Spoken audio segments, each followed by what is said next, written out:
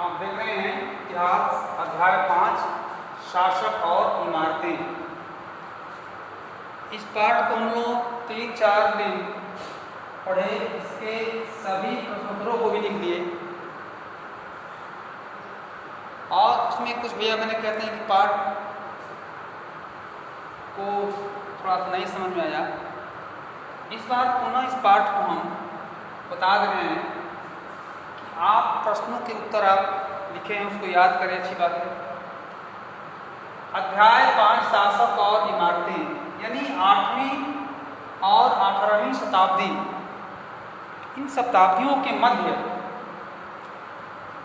ऐतिहासिक कालखंड में अनेक प्रकार के मंदिरों, मस्जिदों, मकबरों का निर्माण हुआ, अर्थात वास्तुकला। ये वास्तुकला का प्रश्रय हुआ, ठीक है। वास्तुकला का आधिकारिक विकास हुआ।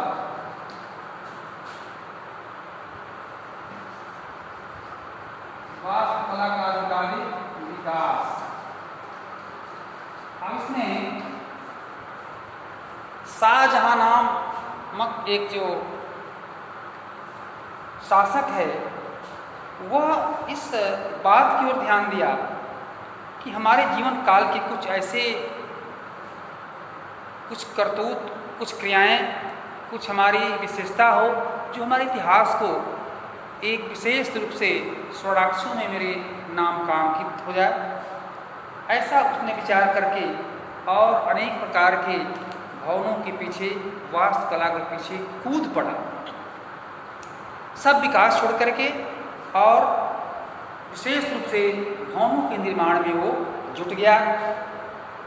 बाबर से लेकर के मुगलों के काल में अकबर और जहांगीर, ये सभी के द्वारा जो बनाए गए वास्तुकला और जो वास्तुकला का जो स्वरूप था वह एक अलग था।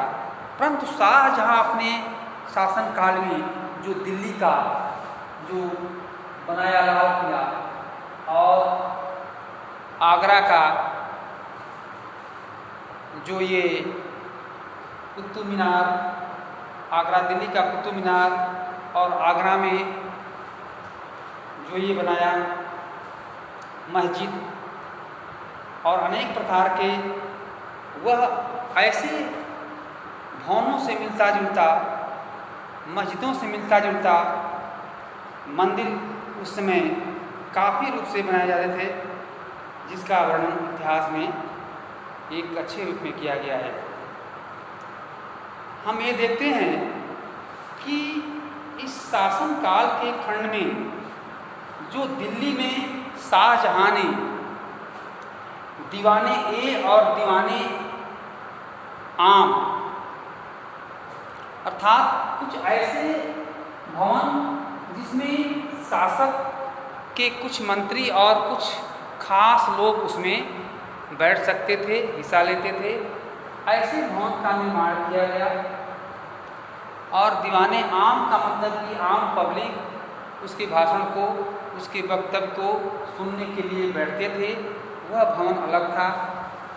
इस प्रकार से जैसे आप देखते हैं यहाँ आम लोगों के लिए आरसी है, ट्रेनिंग सेंटर है, और कुछ लोग अधिकारियों के लिए जो है वो अधिकारी क्लब बनाया गया। तो वास्तव में हम इस परिप्रेक्ष्य में ध्यान देंगे कि कुछ ऐसे ही दृश्य उस समय भी था, जिसको ऐसे मिलते जुलते चीज़ को हम देख रहे हैं।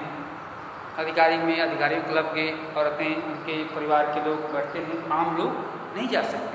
ऐसे मुस्लिमों के शासन काल में ये वर्णन आता है। तो ये कोई समझने में कोई बहुत कठिन रास्ता नहीं है कि हम नहीं समझ पाते।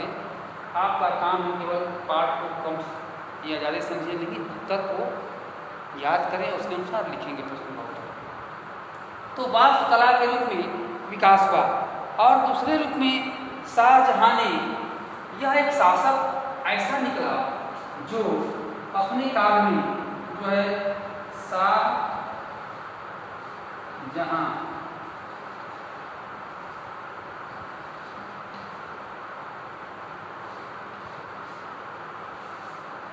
शाहजहां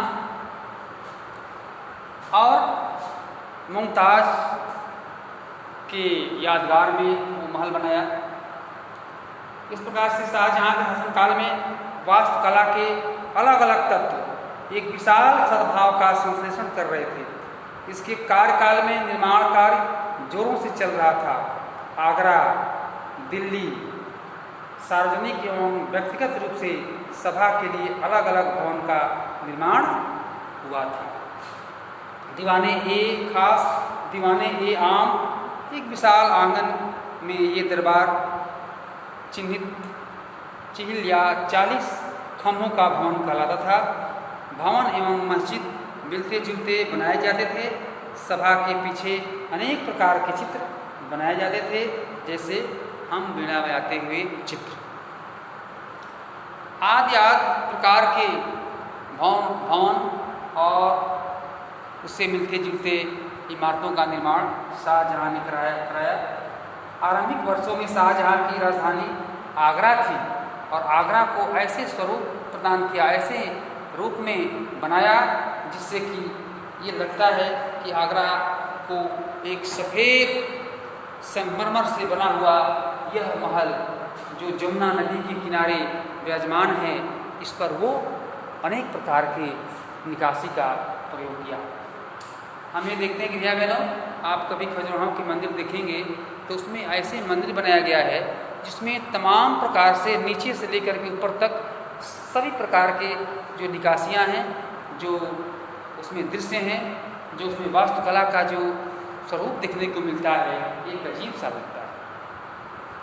तो शाहजहां ने हमारे ग्रैंड ट्रंक रोड बनाया और अपने शासनकाल में अनेक प्रकार के विशाल भवनों का और वास्तुकला को एक ऐसे दृश्य में बनाया जैसे कि उसका इतिहास आज हम लोग पढ़ रहे हैं और आज के उसके इतिहास अमर रूप में हमारे सदियों से चला रहा है और सदियों तक चला जाएगा और उसका यादगार हमारे इतिहास के पन्नों में लिखित रूप से विद्यमान रहेगा। इस प्रकार से ये पाठ, ये अध्याय हम लोग पढ़े और इसके बाद हम लोग इतना आगे हो गए कि अभी हम आगे पाठ को ज़्यादा स्पीड से बढ़ाने का ये प्रयास नहीं करते, क्योंकि जो हम लोग पढ़े धीरे धीरे पढ़ें और उसको ठीक से लिखते हैं। आप वक्तव्य को कम सुनते हैं, कम उसके PDF को खोल कर देखते हैं, परंतु लिखित काम करते हैं। ठीक है, लिखित काम भी करना अच्छा है और उसको खोल करके PDF को और वक्तव्य को, भाषण को पढ़ना भी, सुनना भी आवश्यक है, लेकिन कुछ भैया वाले ऐसा नहीं करते। इस प्रकार से ये पाठ संपन्न के बाद हम लोग आगे पाठ की ओर बढ़ेंगे।